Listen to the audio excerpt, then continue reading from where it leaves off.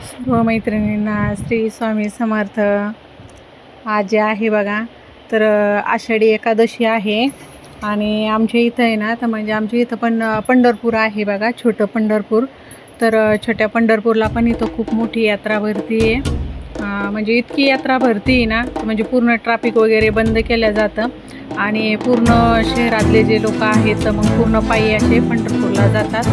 तर मी दरवर्षी जाते बघा. तर आता 9-10 वर्ष झाले मी तेव्हापासून जाते. तर आता माझं घरातलं पूर्ण आवरलेलं होतं आणि मैत्रिणी पण आलेल्या होत्या. तर मग आम्ही आता जायला निघालेलो होतो. तर म्हणलं चला आज वारीला जायचं आहे. आपली मोठी वारी तर नाही होते, पण छोट्या पंढरपूरला का होईना आपण दर्शन घेऊन येऊया. त्याच्यामुळं मी निघालेले होते बघा.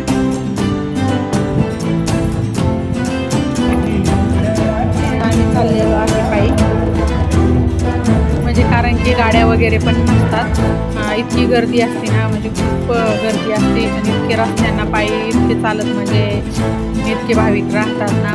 आता हे जे आहे बघा सिटीतून म्हणजे चालत आलेले 7-7, 8-8 किलोमीटर चालतात. आणि आता तुम्ही नोटीस करा बघा, तुम्ही म्हणता यांच्या ज्या पिशव्या दिसत आहेत ना, इतक्या मोठ्याल्या पिशव्या कशासाठी आहे.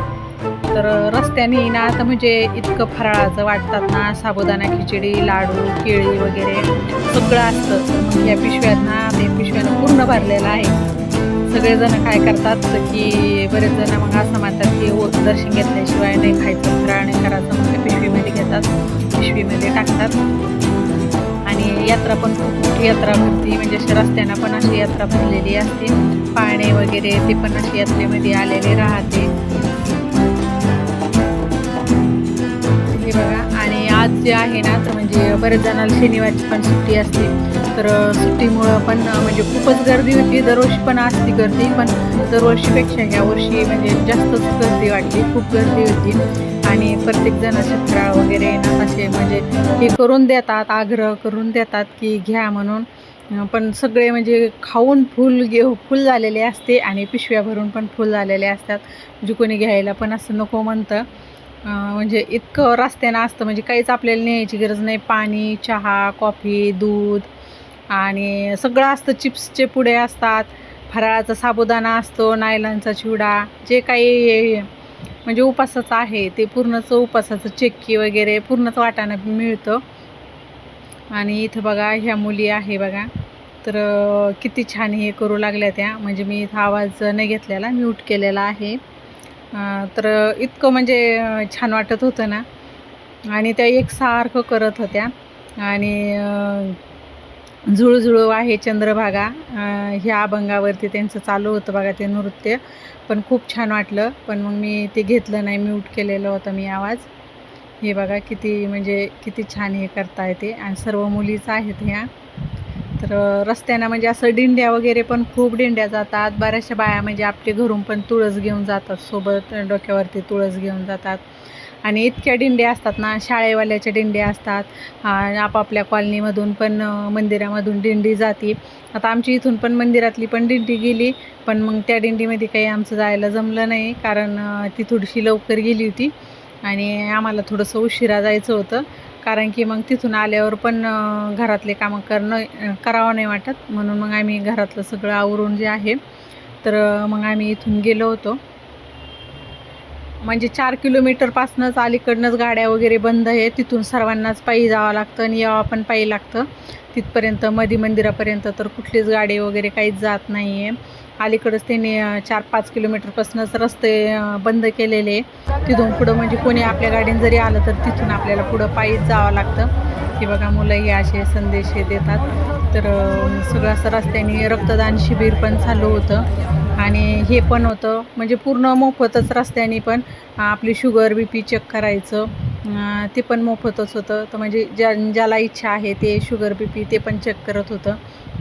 आम्ही रस्त्यानं चाललो होतो, तर मी मैत्रिणीला बोलत होते की चला आपण रक्तदान करू म्हणून. तर त्या म्हणत होत्या बाई आपल्याला तिथपर्यंत जाणं झालं पाहिजे, तिकडून येताना आपण बघू. हे बघा इथं रक्तदान पण चालू होतं. बरेचसे भाविक असे रक्तदान वगैरे पण करतात आणि केलं पाहिजे, चांगलं असतं केलेलं ते पण. ती पण एक सेवाच आहे.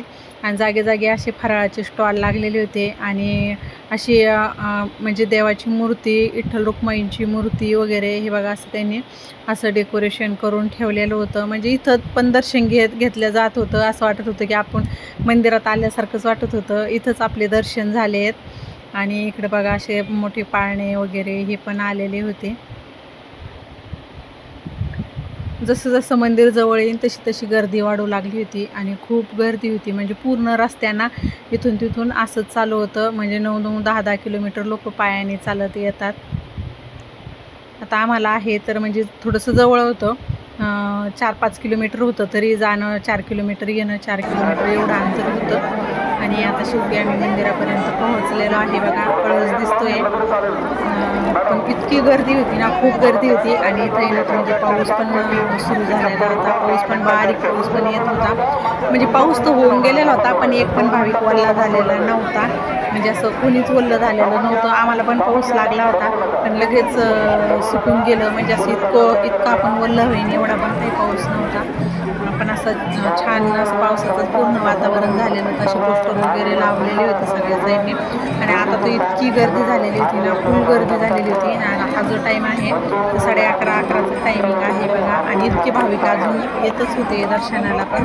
तर ज्यांचं पंढरपूरला नाही झालं होते तर छोट्या पंढरपूरचं का होईना कळसाचं दर्शन घ्या आपल्या व्हिडिओच्या माध्यमातून.